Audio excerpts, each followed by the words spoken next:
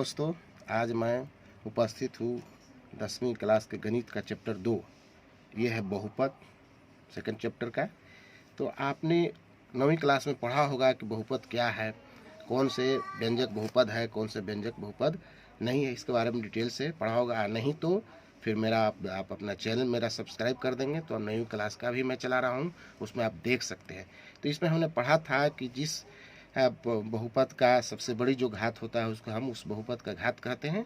तो इसमें दो ही बात हमको सीखना है, इसमें ज़्यादा नहीं। एक है रैखिक बहुपद जिसके घात 1 होते हैं, और एक है द्विघात बहुपद है जिसके घात 2 होते हैं। इन दोनों के बारे में डिटेल से पढ़नी है दोस्तों। और ये पढ़ना क्या है कि इसका शून्यक क्या है।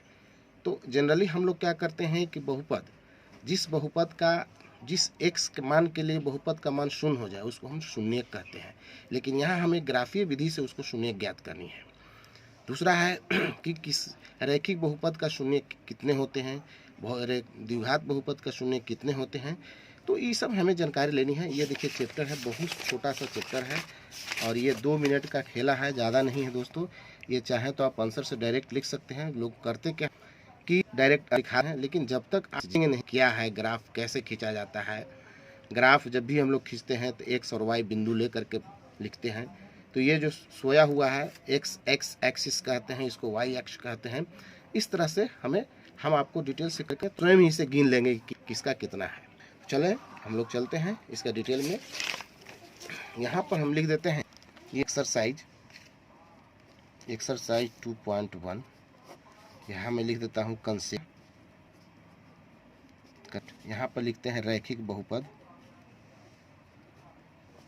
याद रखना है कि रैखिक बहुपद का कभी कभी आपका आता है ऑब्जेक्टिव प्रश्न में उत्तर कि रैखिक बहुपद का व्यापक रूप क्या है। तो ये दोस्तों होता है ax + b। ये रैखिक बहुपद का व्यापक रूप है जहाँ a ≠ 0 होना चाहिए।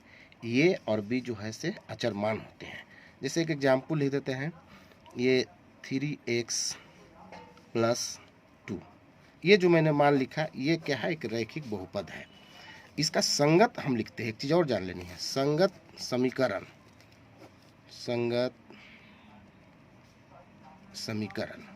इसको हम लोग क्या करेंगे, जो बहुपद है इसको y बराबर लिख देंगे, y बराबर ax + b लिखते हैं। तो ये जो समीकरण का है इसका घात जो होते हैं घात 1 होता है। देखिए x पर पावर जो है, यहाँ भी देखिए पावर यहाँ, यानी इसका जो घातांक है 1 है। तो इसको हम लोग रैखिक कहते हैं। तो अब हमें देखना क्या है कि रैखिक जो बहुपद होता है उसका जब ग्राफ हम खींचते हैं, देखिए ये जो है y एक्सिस है और ये x एक्सिस है। यहाँ मैं रफ बताऊंगा। इसका जो होता है रैखिक बहुपद का जो ग्राफ होता है वो सीधे इस तरह का होता है, सरल रेखा होता है। अब सरल रेखा जो होता है तो x, यहाँ जो x एक्सिस को ये सरल रेखा जिस बिंदु पर काटता है उस बिंदु के मान जो होता है उसी को हम कहते हैं रैखिक बहुपद का शून्यक। तो यहाँ हम देख रहे हैं कि x एक्सिस को एक बिंदु पर काटता है, तो इसका मतलब ये हुआ कि रैखिक बहुपद का शून्यक एक होता है, हमेशा एक ही होता है। अब देखिए कि क्या है शून्यक, क्या है। प्रश्न आप कर सकते हैं कि शून्यक क्या है। अब यहाँ देखिए शून्यक का मैं डिफिनीशन दे रहा हूँ। इसे दो तरह से देख सकते हैं। x के जिस मान के लिए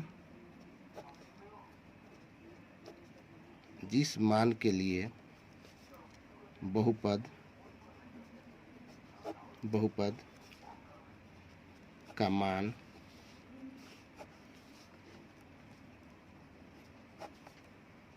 शून्य हो जाए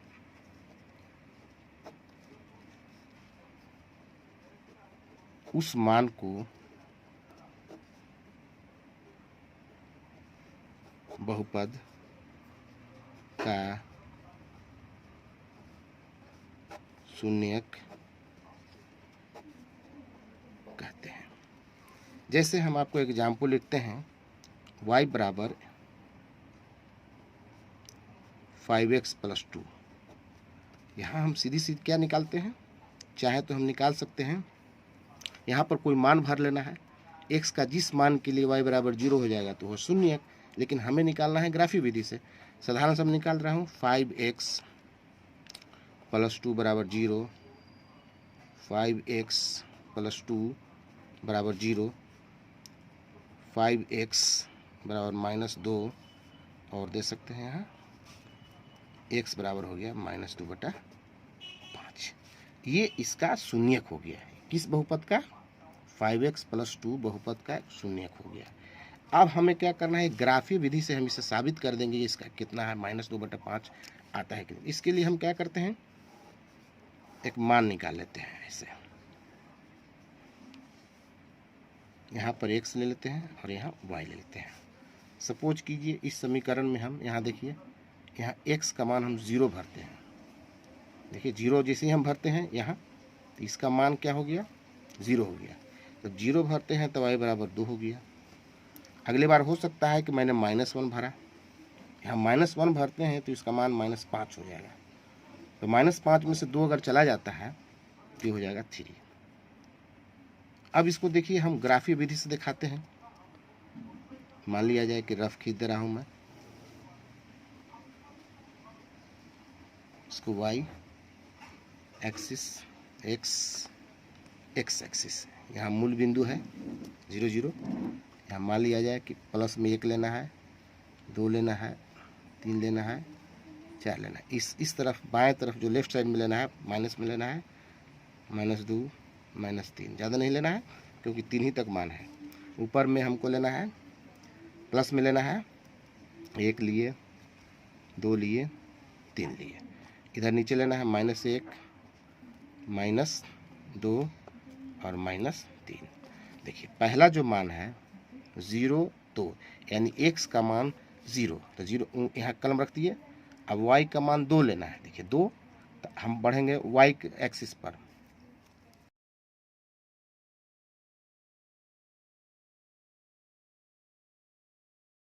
जीरो है, यहाँ 0 रख दिए और यहाँ y का मान 2 लेना है। तो हम बढ़ते हैं y पक्ष पर 1 और 2। ये आपका हो गया बिंदु। पॉइंट ले लिए, पेंसिल से ले लेंगे, यहाँ लिख देंगे 0 और 2। अगला बिंदु लेना है -1 और 3। ये देखिए x का एक्सिस पर माइनस में इधर आता है, तो यहाँ कलम रख दिए। और y का मान लेना है -3, तो y का -3 में इधर मान है। तो ये देखिए हम चलते हैं इधर नीचे की ओर, तो ये आ गया 3, तो यहाँ आपका आ जाता है स्केल से। अब क्या करेंगे, इसको हम एक स्केल ले लेंगे और स्केल से मान लीजिए कि स्केल यहाँ पर दोनों स्केल से इसे मिला देंगे। दोस्तों, सीधा रेखा बनेगा। ये मिला दिया मैंने। सपोज कीजिए ये जो ग्राफ हो गया सीधी रेखा है, सरल रेखा है।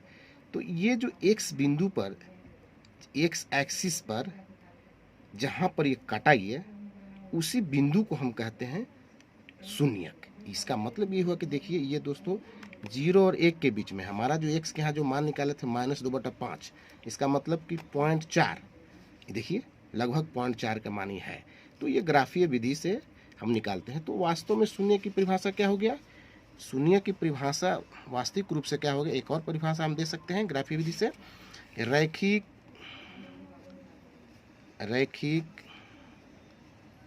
बहुपद, लिख देते जगह नहीं, ax + b, जहाँ पर a ≠ 0 का केवल एक शून्यक होता है। जैसा कि ग्राफ से मैंने दिखाया है, होता है जो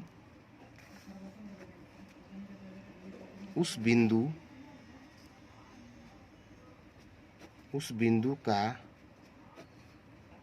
x निर्देशांक है। सही बात है, x निर्देशांक है, जहां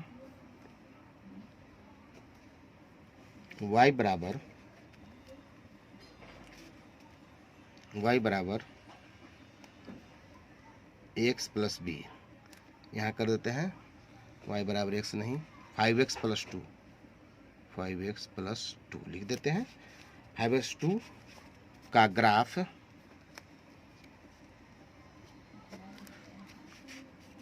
नहीं, वो यहाँ पर रहेगा x प्लस बी ही रहेगा, का ग्राफ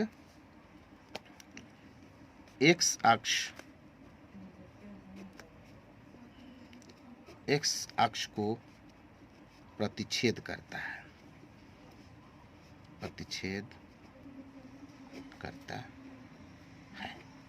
अर्थात कहने का ये अर्थ ये हुआ कि किसी रैखिक बहुपद का शून्यक एक्स एक्सिस का वह बिंदु है जहां पर ये सरल रेखा प्रतिच्छेद करता है, यानी काटता है।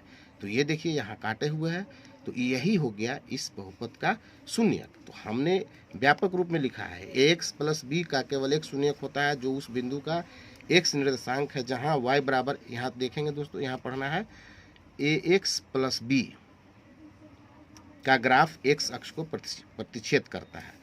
तो ये क्लियर हो गया कि रैखिक बहुपद का शून्यक एक होता है। अब चलते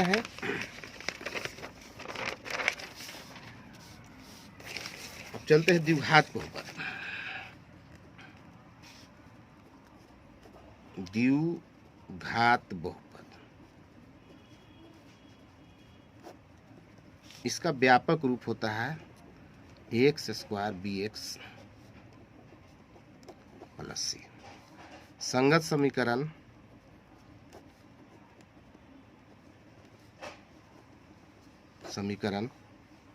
y बराबर x square b x plus c. तो ये इसका जो ग्राफ होता है दो तरह के परवलय होता है, जिसको पाराबोला बोलते हैं। अंग्रेजी में इसको हम लोग जब ग्राफ खींचते हैं द्विघात समीकरण का, तो दो प्रकार के मिलता है। केस वन क्या मिलता है कि ये सपोज कीजिए कि ग्राफ है ये ऐसे,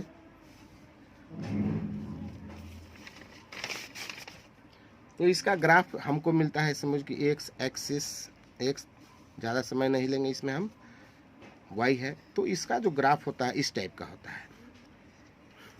मान लिया जाए कि ग्राफ हुआ, तो यहाँ हम देखते हैं कि ये दो बिंदु को कटता है। ये जो ग्राफ हो गया यू आकार के हो गया, एक तो नीचे की ओर खुलता है और दूसरा जो केस 2 होता है, केस 2 जो इसका ग्राफ निकलता है इस टाइप का होता है, ऐसे ऊपर की ओर खुला रहेगा। एक्स एक्सिस वाई एक्सिस ऊपर की ओर। तो इसका मान क्या है, देखिए एक एक्स बिंदु को दो बार काटता है। देखिए एक यहाँ कटा और एक यहाँ कटा, तो इसका दो शून्यक हो गए। इसी प्रकार ऊपर की ओर खुला है तो यहाँ भी आपका दो हो गए, दो बार कटता है इस ग्राफ को। तो ये द्विघात समीकरण का, इसको बोलते हैं पाराबोला, परवलय। कभी कभी पूछता है ऑब्जेक्टिव प्रश्न में कि द्विघात समीकरण का ग्राफ किस प्रकार का होता है, तो आंसर में लिखना है आपका, चूज कर लेना है कि पाराबोला अंग्रेजी में और हिंदी में परवलय।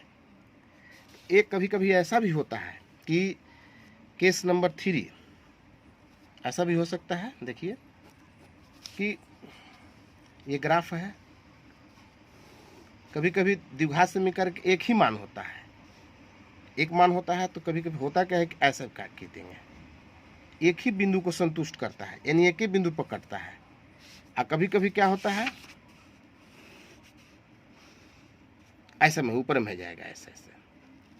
तो इसका मान जो हो गया यह एक ही, इसका मान जो हो गया एक ही शून्यक है, इसका भी एक ही शून्यक है, इसमें दो शून्यक है। तो दोस्तों चूज हमको यही करना है। अब इसका मान क्या है, द्विघात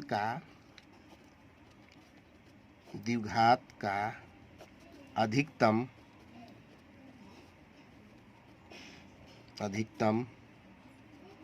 दो शून्यक होते हैं, ये याद रखना है। रैखिक का एक, द्विघात का अधिकतम दो, इसमें एक भी हो सकता है। उसी प्रकार त्रिघात का क्या लेना है, त्रिघात का कितने होंगे, 3, मैक्सिमम 3, 2 भी हो सकता है। उसी प्रकार द्विघात का एक भी हो सकता है। तो अब हम चलते हैं दोस्तों चैप्टर की ओर। हाँ, अगर किसी रेखा को, अगर कोई ग्राफ एक्स एक्सिस को काटेगा नहीं तो उसका जो होगा शून्यक कुछ नहीं होगा, शून्यक शून्य हो जाएगा। चलते हैं दोस्तों अब हम चैप्टर की ओर। चलिए तो एक्सरसाइज 2.1 की ओर चलते हैं। ये देखिए, ये देखिए, ये पहला जो है ये एक्सरसाइज, किसी बहुपद px के लिए y बराबर px, जैसा कि मैंने दिखाया था कि बहुपद को संगत समीकरण बनाना है तो y बराबर कर देंगे। अगर आप नीचे आकृति 2.10 में दिया गया है, प्रत्येक स्थिति में px के शून्यकों की संख्या ज्ञात कीजिए। तो दोस्तों मैंने बताया था कि जिस ग्राफ में एक्स एक्सिस को कटना चाहिए, प्रतिच्छेद करना चाहिए, तो पहला जो हम स्थिति देख रहे हैं कि ये जो ग्राफ है खींचा हुआ, तो एक्स एक्सिस तो काटता तो है नहीं, कहीं प्रतिच्छेद नहीं कर रहा है। तो ऐसी परिस्थिति में यहाँ पर इसका जो कोई शून्यक नहीं होगा। तो पहला जो होगा इसका, पहला का पहला इसका आंसर होगा कि कोई शून्यक नहीं है, कोई शून्यक नहीं है, कारण कि प्रतिच्छेद नहीं कर रहा है। दूसरा, ये देखिए, दूसरा जो है इसमें देखिए एक्स एक्सिस, ये देखिए एक्स एक्सिस को मात्र एक बिंदु पर काट रहा है, तो इसका शून्य कितना हो जाएंगे, एक। तो शून्य के लिख देंगे, शून्य के लिख देंगे एक। तीसरा देखते हैं। तीसरा में है आपका कितने बार काट रहा है इसमें, तीसरा यहाँ देखिए, तीसरा ये देखिए, तो 1 2 3, 3 जगह काटता है। देखिए 1 2 3, इसका मतलब कि इसका शून्यक जो होगा तीसरा ग्राफ का 3 हो जाएंगे, शून्यक लिख देंगे 3। चौथा का आंसर देखते हैं। चौथा ये ग्राफ है, चौथा का देखिए, ये एक्स एक्सिस है, इसमें कितने बारी ग्राफ को काटा है, एक जगह यहाँ काटा है, एक जगह यहाँ काटा है, तो इसका 2 हो जाएंगे, शून्यक लिख देंगे बराबर 2। पांचवा का देखते हैं। पांचवा में देखिए, ये पांचवा ये ग्राफ खींचा हुआ है टेढ़े मेढ़े, देखिए कितना बार काटता है, 1 बार 2 बार 3 बार और ये 4, इसका मतलब शून्य किसके 4 हो जाएंगे, शून्य हो जाएंगे,